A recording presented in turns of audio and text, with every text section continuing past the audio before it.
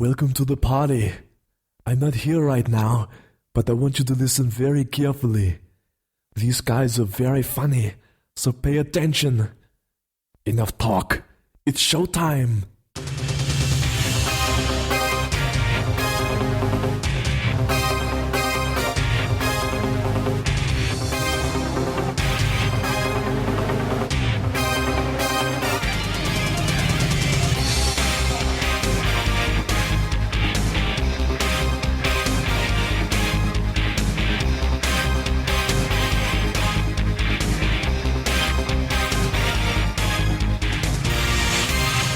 Hello and welcome to Bags of Action. My name's Steve and my co-host is Pete. Good evening. Tonight we're going to be talking about the Expendables 2, the 2012 sequel to the worldwide smash hit that was The Expendables. This episode we talk about Expendables 2, as we said. The cast is much the same as last time, except they had a few extras added in and some even bigger names were brought into the fold. And we got the first proper on-screen, I would say, of the famous Planet Hollywood trilogy in a film. No more cameos. This is a proper action thing with three of them. The last time I think I saw them all together was on the Russell Harty show. Or was it Wogan? Something like that. Aspel. I can remember. It was Aspel, actually. It was when they launched Planet Hollywood. They did which seemed like basically an advert for a quarter of an hour. It was very odd, if I remember right. And then Michael Aspel stopped doing talk shows shortly after because he said, it's turned into an advert. Yes. I hate it. So he quit. Yeah, so there you go. And that's why, for those who don't know what we're talking about, he was a famous chat show host in the UK who'd done it for many years. I was about to say that maybe that's why he didn't have a cameo in this. But I don't know if he's alive or not, so I need to be very careful. Is he alive? I'm going to say yes. Okay, I'm going to say if you carry on talking, I'm going to Google him, and then we can always edit this out in case his family are big fans of the show. Of course. Well, of course, as well as the trilogy, the Planet Hollywood trilogy, they brought together some even bigger names from the world of action movies. Now, unfortunately, they couldn't squeeze Steven Seagal into the picture because he didn't fit even with the wide lens. That's harsh. However, that's harsh. Harsh but fair. But they did manage to get Jean-Claude Van Damme and the hardest man ever, who has 3 fists. He even has a fist under his beard, Chuck Norris. Indeed. So, yes, they got everybody in this film pretty much, and everyone else is going to be in Expendables 3. So the only one who's not going to be in it, of course, is old moneybags himself, Bruce Willis. You know, he's got bills to pay. Well, he's got alimony to pay, I think. That's true. That's true. He's got to keep Ashton Kutcher in the... Actually, it wouldn't be him getting any money anymore, I don't suppose. What, is he not with... I think so. I don't keep up on my Hollywood chat and Variety. Well, nor me. Just to confirm, anyone who's worried, Michael Aspel is alive. At the time of recording, but it depends how long it takes to get the show out. He's 80. Good on him. Well done. So, I'm glad to say that Expendables 2 is such a smash hit, as we've said, that it grossed $312 million worldwide, which made them rush straight ahead into getting on with Expendables 3. And because Simon West directed this, didn't he, who did Con Air and The General's Daughter. Do we know who's directing the third one? Isn't it a younger, up-and-coming director? It's somebody completely different. I think it's someone I've not heard of before, but the name... Patrick Hughes. There you go. Who has made previously Red Hill. That's the one that they keep, which I haven't seen. The Red Hill has got some really good reviews, and it seems he's got this gig off the back of that. Okay. All right. Well, no, I've not seen it. Kelsey Grammer is also in Expendables 3. Yes, didn't you know? No. Oh, fantastic. I think they asked Eastwood. Clint Eastwood as well, but I don't think he was able to do it. They wouldn't cast because there wasn't the part for the chair. It's like no chair, no deal. Jackie Chan, I don't know. I think they wanted him to get into the sequel, but he couldn't fit into the second one, and I don't know if he's going to be in the third one. But there's all these names. Yeah. They're just sort of going around. But yeah, Kelsey Grammer, yep, he's going to be in it. So, interesting. But then again, we've just been watching and drooling over the Captain America 2 trailer with Robert Redford. I also thought was dead. I don't know. Okay, Paul Newman is dead. I'll let you have that's that. what it is. You see. I wish I was quite surprised to see him. I thought he looked very well. Yes, he looks very, very good for his age. We should have done it on the show, I suppose. We watched the trailer together, a pair of Skype, and that looks amazing. That is everything I'd want in a Marvel film, I think. Yes, he just really feels like the ante, and yeah, it's. I like the fact that it's kind of Cap going against the establishment. That really kind of some of the best stuff in the comics has been like that. So. Now I'm excited about that. I think the only thing that would possibly make it better would be to have Tom Hiddleston dancing in the background whilst doing some impressions. That's true. Like Samuel L. Jackson, Alan Rickman, and Owen Wilson. His version of Loki Nice. as Owen Wilson is hilarious. So I'd see that. I think there's not much more you could ask for that would make it that good. But that's probably it. But even so, it's still good. Cool. Right, should we dive in? Yes. So the story picks up a short time later where Barney Ross, knife specialist, Lee Christmas, no jokes about coming once a year and Christmas and stuff, Nice. and Yin Yang, terrible. That is awful. Hail Caesar and Toll Road and Gunnar Jensen have got a new boy on board, and they've been sent off to rescue somebody. Billy the Kid?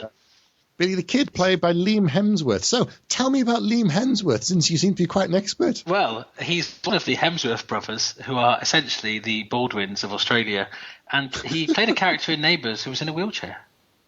Right. Okay. Because I know him from The Hunger Games. I've not seen The Hunger Games. And then he's in the second film, which is out November this year. I think. So. I haven't seen The Hunger Games very dismissively, but I know him from Neighbours. So what does that say?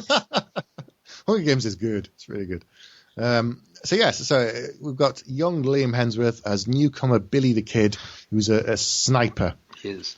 So it's not a spoiler. There's a cracking. We're probably going to spoil this film to pieces anyway. But there's a bit in the original trailer where Barney and Lee Christmas are cornered by a bunch of guys, and Barney takes out his hand and he does the kind of pistol thing like you used to do when you were a kid, and he says to them, put your guns down. He holds up his finger and thumb at them, and they're just laughing. And then he does the kind of bang bang bang thing, and they actually all die.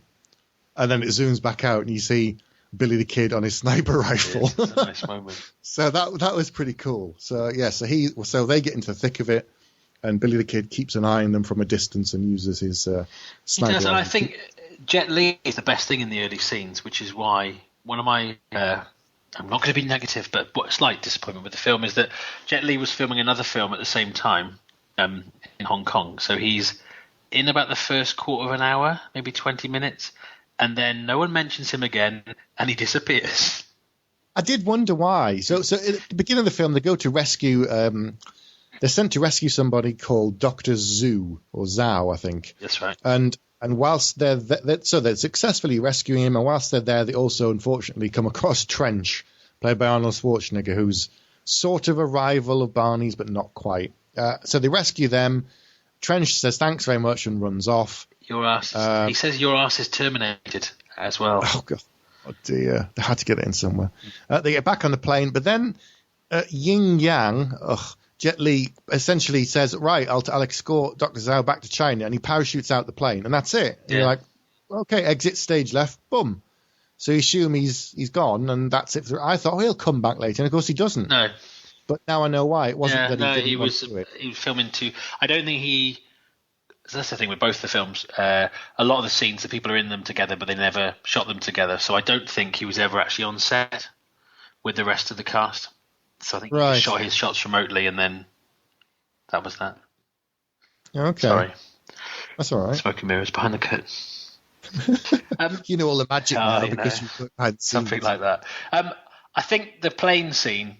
Well, obviously there's the plane in the first film, but I think because it's Simon West, it's like, it's trying to be a bit like Con Air. And also, I think in both films, the plane scenes are kind of reminiscent of Predator, of the helicopter intro as well. Yeah, a little bit. It's one of your favourites, though, isn't it? It is, if not my favourite. Ooh, but you like the helicopter scenes, though. I mean, you like the kind of the banter and the chit chat between. Yes, I do like I do have a soft spot for helicopter scenes. So it all seems to have gone well, and then comes the twist in the tale. Indeed. Can you remember this? So they're sent on another mission this time to retrieve a computer or something by Church. That's who right. turns up comes to see Barney Ross when they're back home. I can't remember how he gets him to do it. I think he just sort of says he owes him a favor, or he needs to do it, or if he doesn't, he'll send him back to prison, or something. He just essentially twists Stallone's arm and says, okay, you need to go and do this thing and find this computer, and I'm sending a specialist with you on the team, which he doesn't really like. But it's Maggie Chan, who's played by Yu Nan, I think. Probably butchered her name, but I've tried. Nan Yu.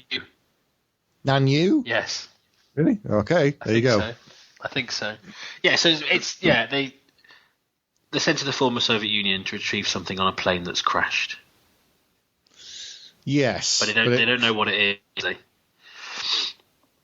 No. And this is when things start to go wrong. Because up to now, things have gone well. They've done a mission. They got the doctor out. They sort of helped Trench in the process. Jet Li's buggered off. So they're down one man, but they've gained Maggie, who's helping them out.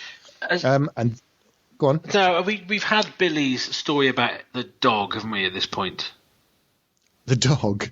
He tells a story about a stray dog. Do you remember that? I must be in the bar before he goes on this mission. Yeah, because they all sit around drinking. Bar, and it's really weird. And I thought, it's like a parody thing. It's going to be really funny, but it's a little bit overly earnest about how a stray dog kind of inspired him.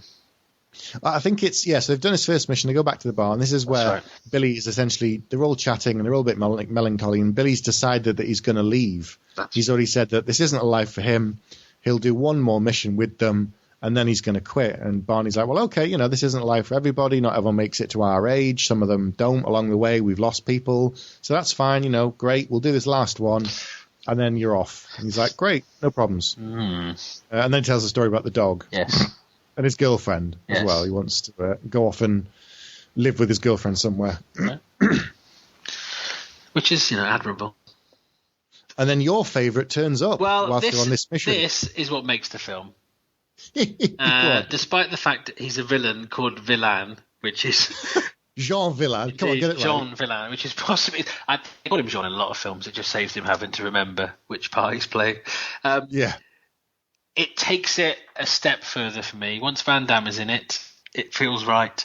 Scott Adkins turns up, of course, who has been in a couple of British soaps and is in every Van Damme film. I don't know what's going on there, but every Van Damme film, probably in the last 7-8 years, Scott Adkins has been in with him.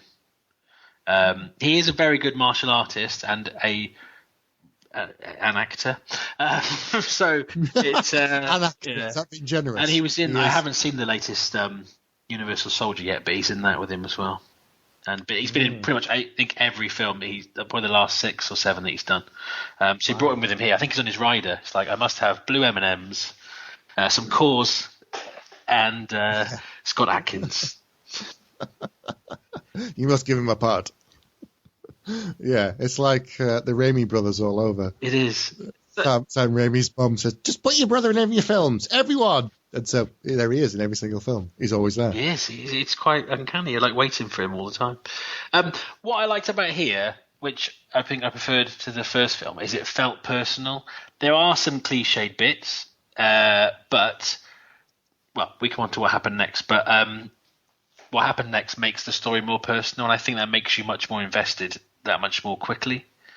Because Villain turns up, he's looking for plutonium, I believe, and kind of threatens them, and then his way of making it personal is he kicks a knife, which is ridiculous, into Billy the Kid's heart, spoilers, and he dies.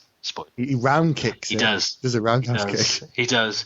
And guess what? There was a letter in his pocket. Oh. I know. Oh, for his girlfriend, wasn't it? It's the thing is, part of me wishes that the Billy the Kid character had been in maybe the last half an hour of the first film, and then this had happened almost as the opening of the second film, because I think the bar scene is to try and make you go, oh, this guy's nice. Isn't he a lovely new kind of young sort of son figure to the team? And, oh, he's going to leave, which straight away sets the alarm bells ringing. As soon as someone says, oh, I'm thinking, this will be my last mission, you're like, yeah, your days are numbered. Dead. So wear a red shirt and put a target on. Very true. So I think it gave, for me anyway, compared to the first film, it gave it a bit of a heart and made you kind of, sort of thing is revenge stuff works well because, you can empathise. It's a simple premise for a lot of films that work on that. You make it personal. You kill someone that they've introduced, they've showed you he's a nice guy. He hasn't done anything. He hasn't said anything unpleasant. Unlike, oh dear, Riddick, the new Riddick film. There's a couple of moments in that make you really uncomfortable and go, really? Oh, I'm not sure she was rooting for this guy. But with Billy the Kid, it's like, okay, he's a lovely chap. He's going to give up the bad life of crime and, well, being a mercenary to be with his girlfriend. Oh, he's dead. Oh. So, they're properly pulling on your heartstrings and doing it on purpose, but it's to give them enough of a reason to go out and it's not to rescue a woman. It's it's just pure revenge. Yeah. That's what it's all about. So Jean Villain has stolen the computer thing that they got out the plane that will tell them where to find this buried 5 tons of plutonium somewhere in the Soviet Union. They set out to track Villain, find him, kill him, hunt him, kill him, or something like that. He says, doesn't it? That's what he says. Find him, track him. Is it? Kill him. Or track him, find him, kill him. Something like that. He says, what do we do next, Barney? And that's what he says. I'm like, well, okay, to the point. Good. So that's the film, basically. Yes. So we can stop here. So I hope you enjoyed. So yes, at this point, they're on a mission now. It's no longer about trying to crack jokes and stuff, although you do get some of those scenes later on. Really do. Do you want to talk about that now, or no? Let's wait because I'm trying to be positive. No, it's good. That's the thing as well for me. And I've said this probably before, but where the kind of 80s, 90s action movies work really well is when they go one of two ways. When they do the humor really well, or where they kind of play on the revenge and plot stuff. But when they get the balance of the two, and I'm going to quote a Kickboxer, for example, Van Damme's film, where there is a revenge angle. There's 2 revenge angles in that film for his brother and for his girlfriend. But also, there's some very funny moments in that film. So I think they've tried to go for that balance here, and they don't always get it right. But a lot of that is because of all the cameos, if you want to call them cameos. And I think they get a little bit in the way, but we'll come on to that. Okay. So then they introduce what's probably my favourite, my second favourite cameo-ish, I guess, of the film, where they go into this abandoned place in Russia, this base, and they go to stay there for the night. And the plan is the next day to finish. Maggie and Barney have a proper chat, which I think it was quite nice to see Sly get into act a bit more than in the first one, because not quite Copland, but no. But then they have this weird conversation about if it was your last day on Earth or something, what meal would you have? And they all come up with these really weird. Well, the weirdest answer, which I don't know there again if they're just trying to be funny and a nod and a wink, or if it was trying to be serious. But Maggie says she'll have. What does she say? Like something like sweet and sour or something. Like really. So what's the Italian guy going to say? Oh, I'll always have lasagna. What about you? Oh, I'll always have fried chicken. You know what I mean? It just kind of, I thought, if she was playing it up and did it with a nod and a wink, but they didn't, and I thought, oh, that's a little weird. But up to that point, the scene was quite amusing. So yeah, something I forgot to mention, of course, is that not only, because what makes the revenge all the more revengeful is that not only did Villain kill Billy the Kid, he did say that if they gave him the item that he wouldn't, and it would be an exchange, but he got the item and killed him as well, setting him up as a proper sort of twirling villain. Yes. Monsieur Villain, you are a villain.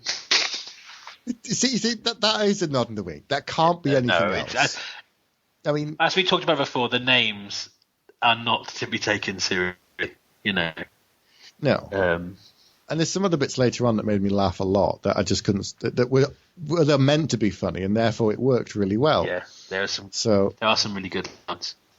So anyway, after this slightly weird scene in the diner, the next morning they get up and they're about to go out when the villains have realised they're there. They're cornered and they're all getting shot to pieces. And then a tank turns up and they're totally outgunned and outmanned. And I thought it was going to be Mr. T trying to get them to have a Snickers. I was very disappointed. Yeah, it's some nuts. Oh, he should be in one of these films. They probably asked him, but he said, I suspect he'll say, I mean, they'd asked him to be in the A-Team and he said no. You know, the A-Team remake, you had Dwight Schultz and you had Dirk Benedict, but I bet you money they asked him and he just went, no, I don't want to do that. So I mean, obviously Stallone and him worked together back in the day on Rocky 3. Maybe they didn't get on. I don't know. Yeah, it was old Clubber Lang. Man, we should do the Rocky films. We should, one after. Although I'll just probably start crying down the microphone because I think they're so good. I don't know. Then we'll get to 4 and it'll be proper tears because 4 was terrible. But you don't like 4? No, 5's worse. Oh, 4's better than 3. Oh, no. Now we're getting into it. Come on. Clubber Lang, Mate. his first proper challenge to his actual title. 2 words. Someone who's tougher than him, and he beats him. 2 words, Dolph Lundgren. Yeah, but he was just wooden. I know he's meant to be like a machine, sort of. He wasn't an actual Terminator, but he was so awful. Even Bridget Nielsen couldn't make that film more interesting. You know, for all of the poised in tight white blouses. Steve, yeah? You think you know a person, and this happens. It's a snow-based training montage.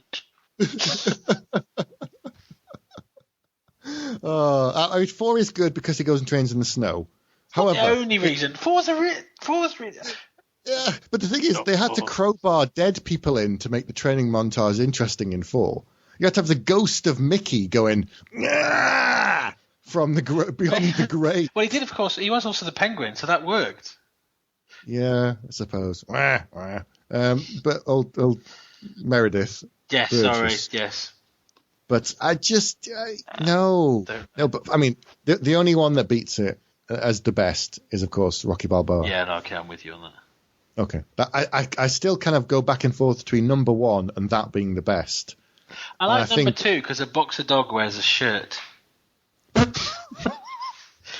on, weren't you the one who just told a story about the stupid dog? Because you don't see it. A dog in an anecdote, which is when you don't see a dog, is pointless. A dog on screen in a shirt, that is a totally different thing, Stephen. Of course. I can't believe we're having a tangential row about the Rocky films. We do need to do it. It's all linked. We've got Stallone, we've got Lundgren. Anyway, so back to Expendables 2. Indeed. My second favourite cameo turns up, and it's none other than good old Chuck Norris Booker. They call you Lone Wolf. Now the music comes on, and it is straight out of a western, a spaghetti western. And he just so the name. Do you know where the name comes from? Why he's called Booker? No. It's from an old film that Chuck Norris did, where his character was called John T. Booker. So they just called him Booker in this as a nice kind of nod to one of his old characters. And the other thing is, apparently he tells a joke or a story about a cobra. He does. And that's a nod to one of the Chuck Norris facts. And Sylvester Stallone a little bit. He's Cobra. True. Yes. But yeah, I've put in my notes here is that they call him Lone Wolf obviously because Lone Wolf McQuaid, and I did put the Cobra line is like a Chuck Norris meme. Yep. My only thing I think with the Chuck Norris thing, there are two things really. One, the reason the film wasn't an R rating was because apparently Chuck Norris would only be in a film that families could watch, and that's why some of the violence was toned down. Apparently. Yeah, of 12 men shooting the crap out of people. Well, 12 men and 1 woman. Well, apparently that it was the violence was toned down at his request, but that was on the internet, so it must be true. And I just felt it would have been much, much, much better if he wasn't announced in the cast. Because if he just appeared as a cameo, I think that scene would have been really funny. But because you knew Chuck Norris was coming at some point, it took the edge off it for me. Yeah, I mean, they've done a lot of rumours about who's going to be in the third one and confirmed some because we've seen pictures from a set like of Wesley Snipes with Stone, so you know who he's in it. But I would just love that they've talked about lots of all these other people, and then in the third one, out of nowhere, and this Nicolas Cage walks on, I think shoots someone, and then walks off. That's the way they need to do it. That's what I think will take it to where I think I'd like to see this series go, is if they do stuff like that. But I think it's also the thing of isn't there stuff to do with credits and whatnot, and depending on what order you're in, and whether you're for the titles or not, and the money, and it's like I like it on television where they don't announce somebody. Where a minor spoiler, I'm not going to say who, but in the second episode of Agent of S.H.I.E.L.D., there's a cameo, and they don't tell you. Well, and then they don't put tell the name you. On the credits. However, the woman on Channel 4 told you before it started. I span forward. Which made me very angry. Although I already seen online that it was going to happen, but it's just like, I won't spoil it, but you're going to like what happens in this one at the end. Someone turns up. It was very annoying. I also, this is a long time ago, but I think most people hate the film Maverick. I love the film Maverick. Mel Gibson, for a number of reasons. Obviously, James Garner's in it, but there's a scene. Again, this isn't a spoiler because I think it's like 1992, maybe. They come out of a bank, and the guy robbing the bank pulls down his mask, and it's Danny Glover. And so they look at each other and sort of point at each other like they reckon each other. Then he runs off, and that's great. That's a proper cameo where, it's there for comedy value. You weren't expecting it. Although I guess the internet maybe has ruined maybe you can't do cameos properly anymore because they always people see them on set. They see them. They get pictures. I mean, we know that. I mean, you brought it full circle. We know that Mel Gibson is the villain in Expendables 3. So, and we've seen him coming out the gym all beefed up, and he looks great. And you think, oh, good, He looks huge. Yeah. Maybe Danny Glover will be the secret cameo because, between Predator 2 and Lethal Weapon, he's worked with some of the big stars of this film. So he has, yeah. So you never know. Anyway, but so Chuck Norris turns up, saves the day, blows up a tank, kills everybody, doesn't swear, doesn't curse, tells a funny story, gives them a bit of info, bit of exposition, and then walks off. He does. And that's kind of it. You're like, okay, bye. And he just buggers off. I'll be back just before the end. See, now you've spoiled it. So, well, if anyone's listened this far and haven't watched the film, then that's not my fault. No. So remember when we talked about the first one? I was trying to remember a scene, whether it was in the first one or second one, was it in this about one? Chris. Yeah, it was in this one. So they go to this village where all of the prisoners who are working in this mine, all the men have been taken away, and the women and the girls there are protecting the village.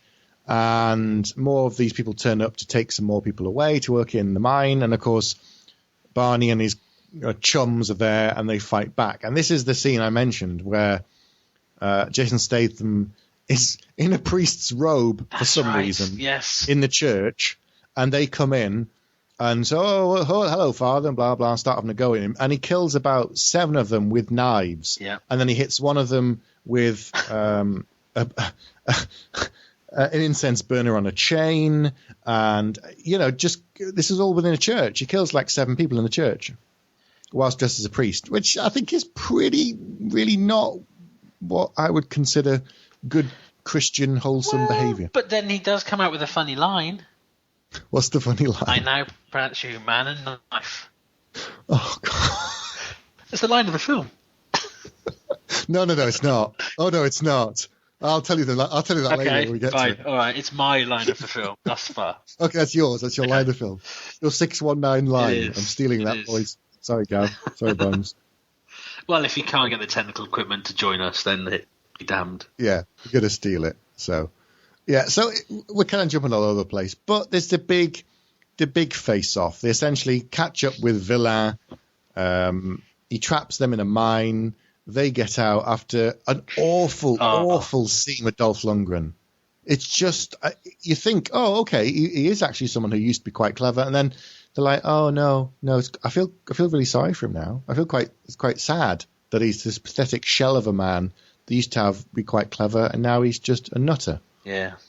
And I felt like, oh, it's so painful to watch. It was worse than, Ricky Gervais doing comedy. I just wanted to... My cringe factor. Yeah, I know what you mean. Yeah, so they do that all the scene. I don't think he ever gets to redeem himself either, because you usually, if you put someone at that much of a low, you think, well, in 20 minutes' time, that whole scene's going to be flipped. But they never do it. No, they just go, well, there you go. The bit that annoyed me here, I'm going to use the phrase Deus Ex Machina, is Arnie turning up to save them, which is the second time they've been saved in the film so far, which is annoying. But did you like the nice little kind of nod of the way he saves them? Go on. So they're essentially trapped in this cave, and he drives through the wall with a massive digger thing. And all I could think of was Total Recall then. Yes. You remember? Yeah. So he reenacts the Total Recall scene and then says, I'm back.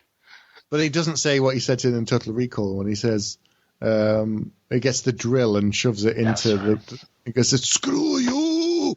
And drills the mutant with a giant drill. That's true. So, poor fella. But anyway. Oh, yeah, so Arnie rescues them and says something like, hi, honey, I'm back. I'm back, yeah. Or something like that. And then the big showdown begins where Barney Ross wants his revenge. And I think Mr. Church is back at this point, isn't he? Yes, because Barney's had a go at him and basically said, you always sit on the sidelines, you're a pussy, you never do anything, you just talk about it, you don't actually ever do anything, you're a wuss, you used to be somebody, now you're not.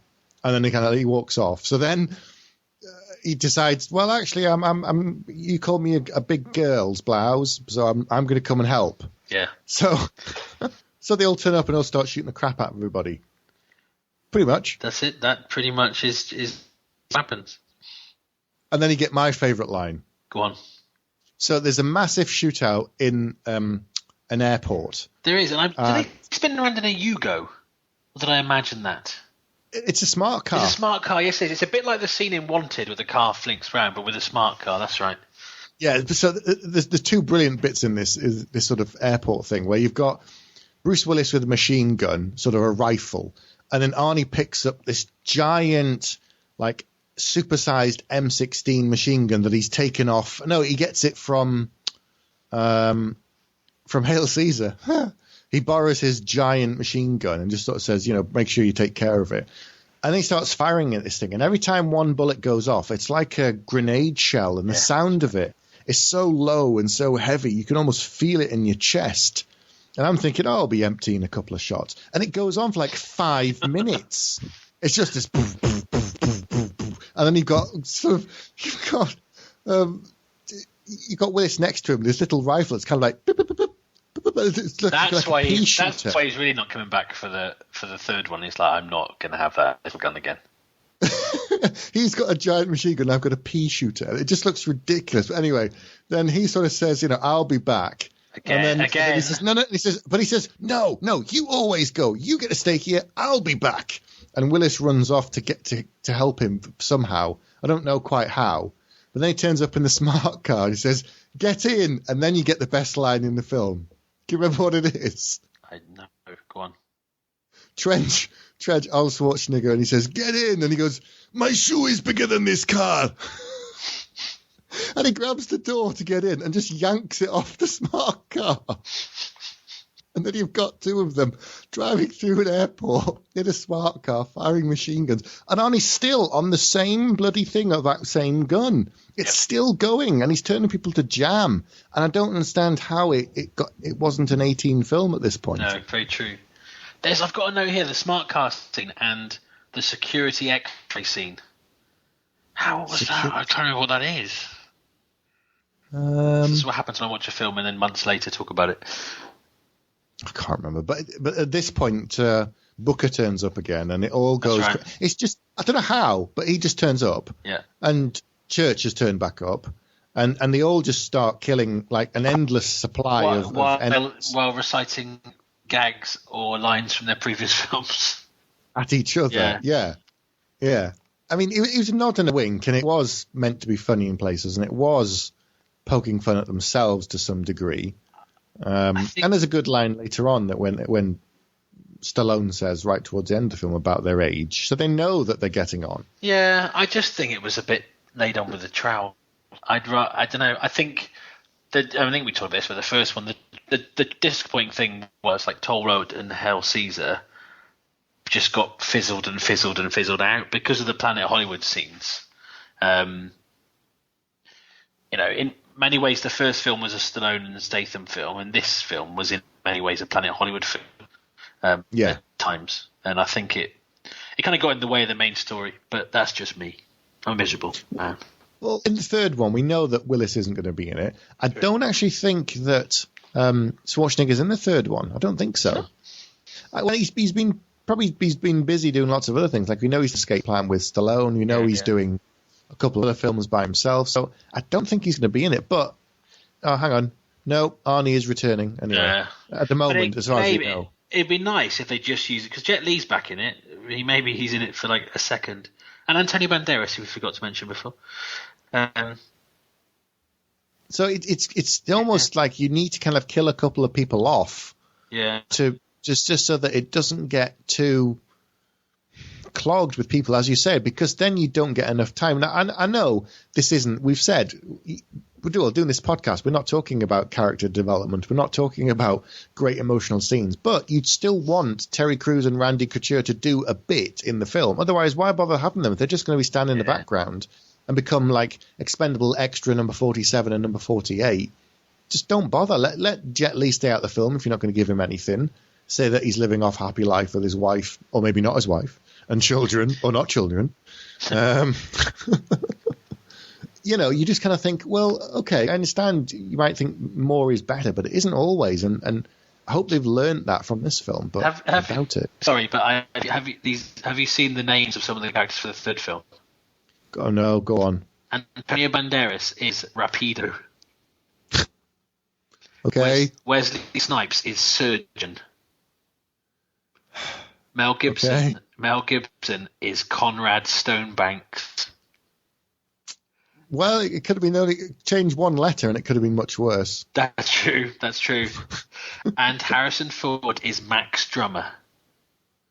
Oh, right. And Kelsey Grammer is Bonaparte. Well, that makes sense. Of course he is. There's also a character called Wi-Fi, but I don't want to know more about that. I just Conrad Stonebanks. Yeah. Anyway. So one of my highlights of this film is a fight between Scott Adkins, Mrs. Van Damme, and I'm so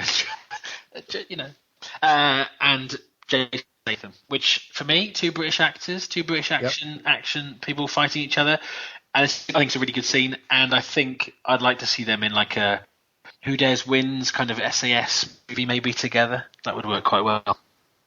Doesn't Jet Li cut his head off or something? He gets is it rotor blades? The old rotor blade trick. And decapitates him. Yes. That's right. Yes. It's all coming back to me now. And then if you thought that was a good fight, there's a better fight not long after. And it's a fight that everyone has wanted always. Two very short men who are always lit to look tall. Yep. But here, when they're fighting each other, you can make them both look tall. It's Sly Stallone. Absolutely. This is it. You angle the camera up, and they all look 7 foot tall. You want to kill me like a man? And I noticed here that Van Damme looked a lot younger than the Cause ads. Well, it's makeup, isn't it? True. A lot of good makeup. It's. I don't think he's had any work done, otherwise he wouldn't look like he does. No. So did you enjoy the fight then between Stallone and Van Damme? I did, and for a number of reasons. He didn't do the splits, which was a disappointment. But maybe he's probably in his 50s. But he does.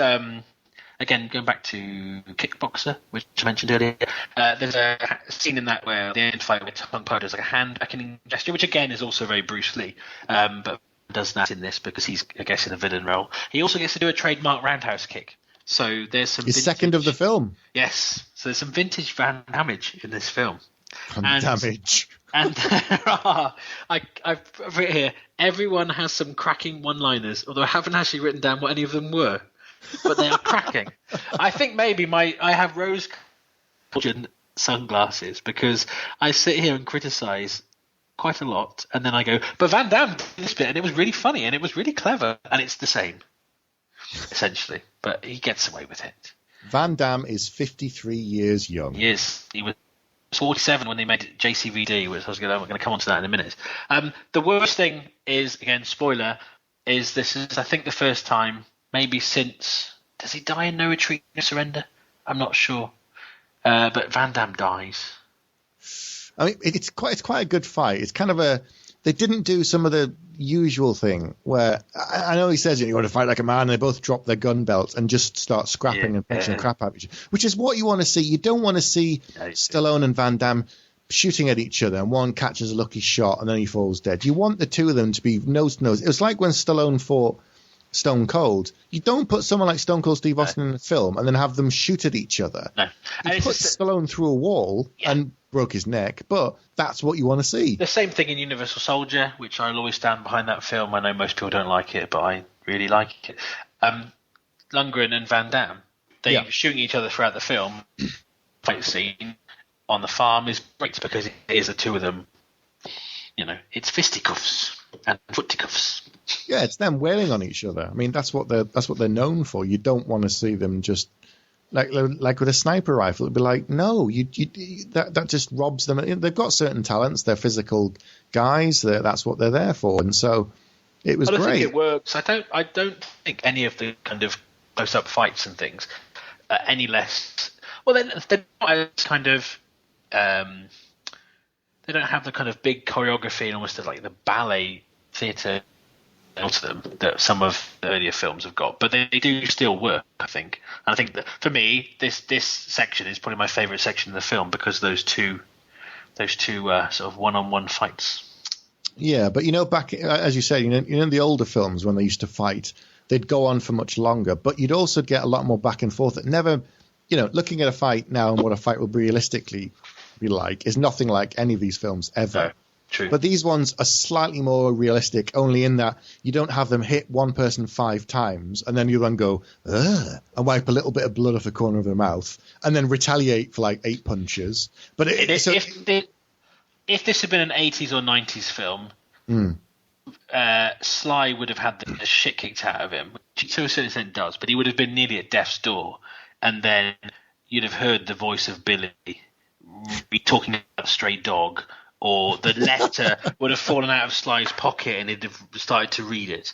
And then he'd have got up, kind of put his neck back into position, and then taken him on using the power of revenge. So essentially saying he would have hulked out. That's what pretty much. I mean, if you think a lot of Van Damme films happen been beaten until he had a motivation. A lot of Sly's films, is Adrian, the kind of the things that motivate him. Kind of, he's going to be beaten by this important person in my life, so I'm now going to. It's a big trope which they don't really, I don't think, really do here. No, they just have a good old beat the crap out of each other, and it's a lot more even. Do you think that? Is it a love interest for Sly? Is it paternal? Is it purely as a woman in the film? What do you think that with him and Maggie? I think it's a paternal thing. I think the fact that he also says, well, we're kind of getting towards the end of the film anyway. At one point, they're talking about things going on a plane and relics, and he says, well, we're all relics. And I think she says something like, you're not that old. But it's not like... Not like Red. A nod and a wink and a hey, hello there. So it's much more a case of you're not that old. Yeah. But I think when I first started watching this, I hadn't read the credits. When I first saw it at the cinema, I thought that the actress playing Maggie was actually Booker's Chuck Norris's daughter in real life. Okay.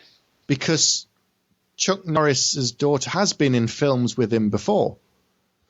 And so I thought that's who it was. And then I went back and looked and went, oh, it's not her. But that's what I thought it was. Do you remember, I can't remember her name, but do you know who I mean? I've seen her in some films before with him. in a couple of action films. Like, she's been there with him. I'm trying to remember. Unfortunately, typing in Chuck Norris's daughter just gives you lots of jokes. Dina, and there's Dana Lee Kelly. Maybe that's it. But yeah, I just so at first it wasn't her. Obviously, I then went back and looked and realized, okay, it's not her. But I thought that's what it was. It was part of the deal that he may have done in order to be in the film. You know, he's gone, okay, but I'll that for that. He's got 5 kids, you know, Joris. So, wow. But anyway, it turned out to be. So I still think it was just by looking at random women, he gives them a child. This is what Chuck Norris facts, isn't it? Yeah. There is no chin underneath Chuck Norris's beard. There's just another fist.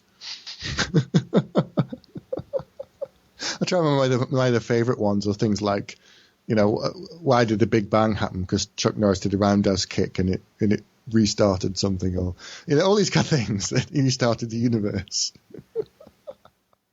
They're the most stupid and hilarious things ever. They're brilliant. But he's 73 now. 73? I mean, I'd like to look a little bit as good as him when I'm 73. I suspect I won't be. I'll be lost my marbles. I thought he might have got Mike Norris, his son, because he was in Delta Force 3. But that was by the point in Delta Force when the cast was all like the brothers and children of other people. So I thought, actually, he was saying that he was in the various Delta Force films as different characters, but look at this. But no, didn't make it in. Oh well. Anyway, so they have a massive scrap. Arnie manages to defeat Willis. Isn't there something with a chain? It's been a while since I've seen that. Yeah, there's a bit of chain in his neck, I think. And maybe his leg in his neck above on a meshy thing. And he's got a chain on his neck. Yeah. So again, it's the kind of scenes that feel quite familiar from other things, but not necessarily in a bad way, I don't think. And then Chuck Norris appears at the end. Yes, and he helps them out in the airport, and they shoot lots of people and save the day and recover the... It almost had they recover the plutonium and rescue the people in the mines. Almost had that Indiana Jones and the Temple of Doom feel where they free all of the children and run out the mine, going, and had that almost with like the prisoners running out of the mine back to their wives and stuff. So that was a weird kind of echo of something that had nothing to do with action films. But I thought, okay. So we kind of jumped all over the film then. So what do you think? Yeah, what do you think compared to the first one then? What how would you rate it? But what do you think of it? It's interesting because there are 2 films for me in Expendables 2. One I really like and one I don't like very much. The straight out action film with Revenge, Billy the Kid, Van Damme, and that kind of story of them going after him felt right to me, and felt you got more of a sense of them as a team. You got more of a sense of a motivation than in the first film. However, the other film, the kind of twins type kind of, actually I like twins, but the kind of the Planet Hollywood, let's all laugh with each other by making all the lines from our old film. It wasn't funny when they first did it, and on the 20th time of them doing it, it was really irritating. Because everyone knows, we know who you are, we know what films you've been in before, so we don't need that. And it also it took away because the humour wasn't connected to the story; it was just the stunt casting to a certain extent. It just I found it really irritating. So there's kind of 2 films here: one I really liked, and one that drove me mad. Okay. Okay. I kind of agree. Yeah, as I said, I wish that they'd stripped it down a bit rather than bringing in lots and lots more people. And if they, if Jet Li went out in this one, fine. They could have knocked off a couple of the other ones and, I don't know, killed them or retired them or something. I mean, they bring in Billy the Kid and then get rid of him. Well, I think Yeah, sorry. You could equally have. Sorry, I was going to say equally. You could have had that Randy Couture, who's been in the first film, or Jet Li. If Jet Li is only going to be in 20 minutes of the film, then and you need someone who's to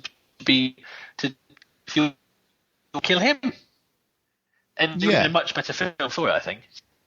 Yeah, because we've seen him. We've seen him through the first film. We know what he's like within how he gets on with the others or not. So he's part of that team. And then we're bringing in somebody new and then killing him off. It was pretty much like painting a target on his chest, as we said. Yeah. And the setup with the line. Whereas if he was just killed and he wasn't planning to retire or something, and he was just killed outright, you'd be like, whoa. And then you find out that, he had a wife and kids and they didn't know or something. But so it was a bit contrived bringing in the Billy the Kid character, but it did give them a more powerful motive, seeking revenge. And as we said, revenge is great films. If it wasn't a franchise that will continue and continue and continue, then killing Statham would have been the best thing. Yeah, but him and Barney Ross, Stallone, those two characters will never die. No, it's their film. I think whatever else that goes around it, it's a Stallone and Statham film with window dressing to a certain extent. Yeah. And you could make it with just those two and the cameos and the big name films, I think, and it would still work probably just as well. I think so. Yeah, this is it. As you say, it's the vehicle for the two of them. So I enjoyed it more than the first one. Yeah, me too. As we said, it's a stronger motive. It was simpler. With both of these films, you're not expecting great levels of character development and stuff. We said, you know the kind of film you're getting when you turn up. And if you've seen the first one, you know what you're going to get with this one. So as an action film, it's quite good. There's a lot of action. There's a lot of great scenes. There's a lot of great set pieces in Russia and in the jungle and stuff towards the end. There's some cheesy bits that we expected. There's some awkward lines that made me cringe. But overall, I did enjoy it much more than the first one. Yeah, me too. I think where I'm struggling this week looking at it is the two things I've watched in the last week. I finally watched Machete, not the new one, the first one, which I loved. And all it made me think was, imagine this same cast and the same premise of Expendables, but with Robert Rodriguez making it. So making it a bit more lo-fi and a bit more exploitative and kind of... Because I think, although Machete starts being like an exploitation film, it becomes a straight-to-video late 80s action film once it gets going. I don't know if you've seen it, but it has that sensibility. I think you should watch it. I should talk about it. But also, just for some research, something in work, I watched the opening title to JCVD this week. Have you seen JCVD? No. You know about the film, yeah? Yeah. It's a sort of mockumentary style. It's a mockumentary film where Van Damme plays himself and he's trapped in a bag during a heist. But the opening title sequence is him making a faux movie, and it's amazing. It's absolutely, you watch that, and it is deliberately taking the mickey out of action films. It is over the top, and it is one long continuous shot, or at least the illusion of that. And that made me think, well, that is how good this could be.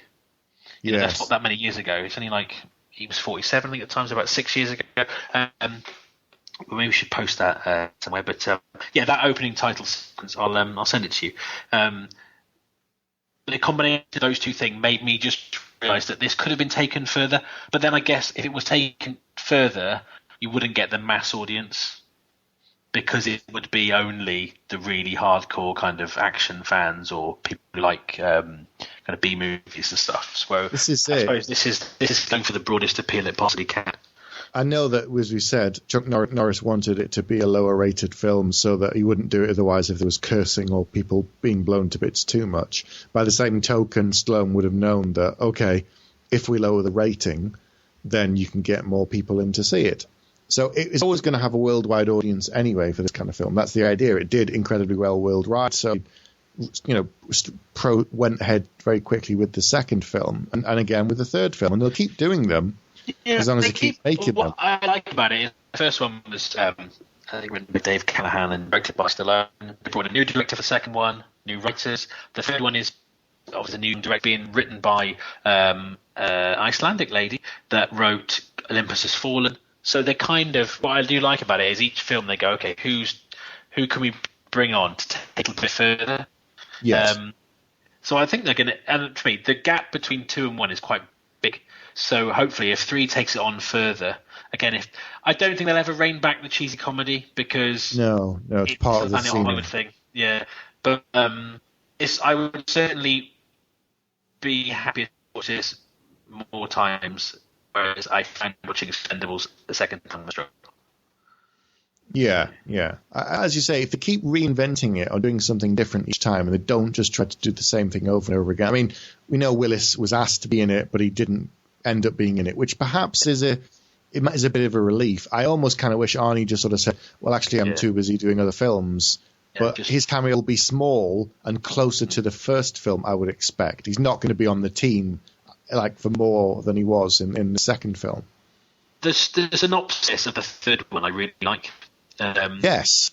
Because Conrad Stonebags said co-founded but gone to be an arms trader.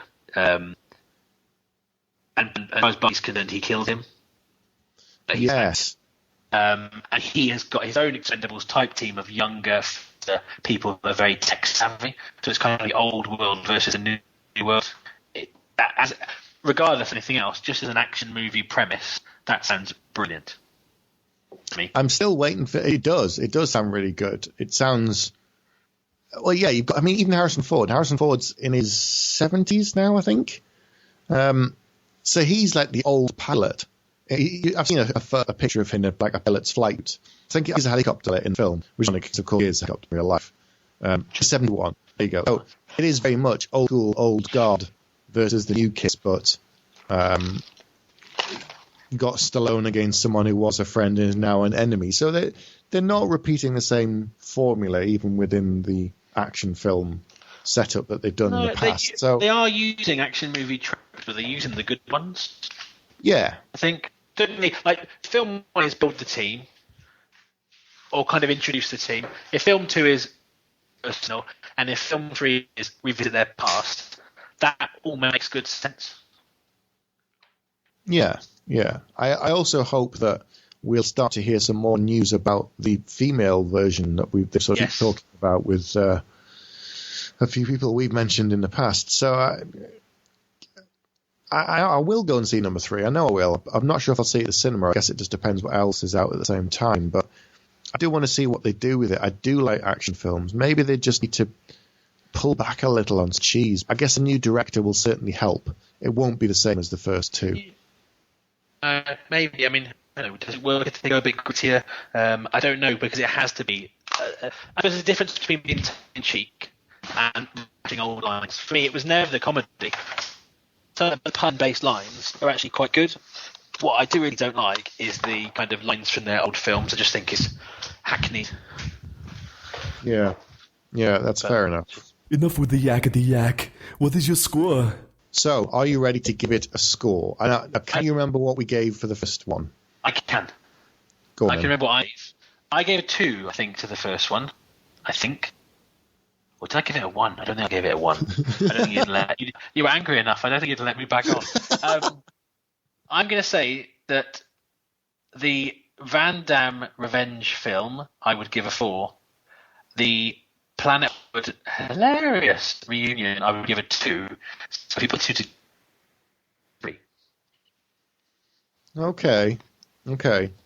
Now, I have a feeling last time I gave the first one 3 stars. I think you did. I think I did. Now, I know this one is... I've said this one is better, but I don't actually think it's worth a 4-star film. No. And I'm not sure that what they've added to the film has made it or push it up an extra star. So I'm actually still going to give this only 3 stars out of 5. It was good for what it was.